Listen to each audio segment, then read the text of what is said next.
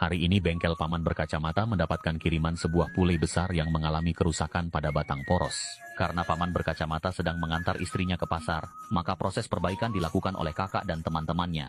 Tentu saja proses perbaikan ini sangat menarik, karena kakak Paman Berkacamata terkenal dengan ketelitiannya dalam melakukan perbaikan. Dalam kondisi seperti ini meletakkannya di mesin bubut tentu tidak akan bisa, maka para ahli yang berpengalaman akan melakukan pelepasan bearing menggunakan separator bearing.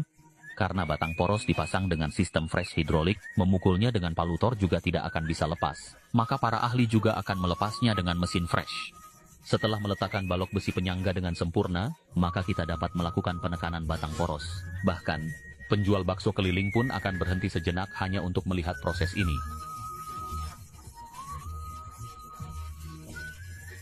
Lalu melanjutkan melepas bearing di si gigi poros yang mengalami patah. Kini batang poros bisa dilakukan pemrosesan berikutnya. Dalam tahapan ini, akan diambil alih oleh kakak Paman Berkacamata, melakukan proses pembubutan dan pemotongan batang poros.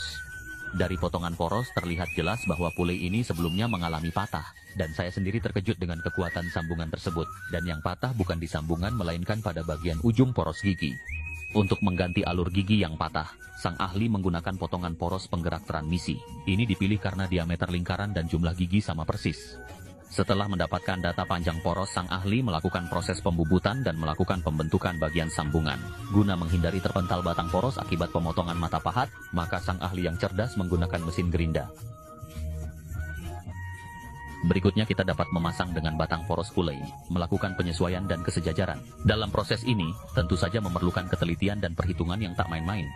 Dari putaran batang poros kita dapat melihat bahwa sang ahli telah mendapatkan titik balance putaran, lalu melakukan pengelasan sebanyak 4 titik. Ini bertujuan menghindari miringnya sambungan akibat pengelasan menyeluruh.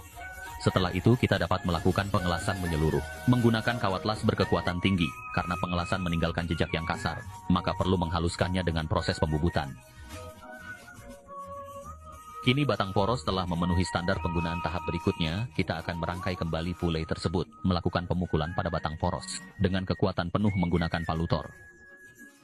Lalu memasang rumah piloi blok dan bearing dan terakhir menguji putaran pulei tersebut. Dengan putaran seperti ini apakah kalian berani bilang ini hanya konten semata?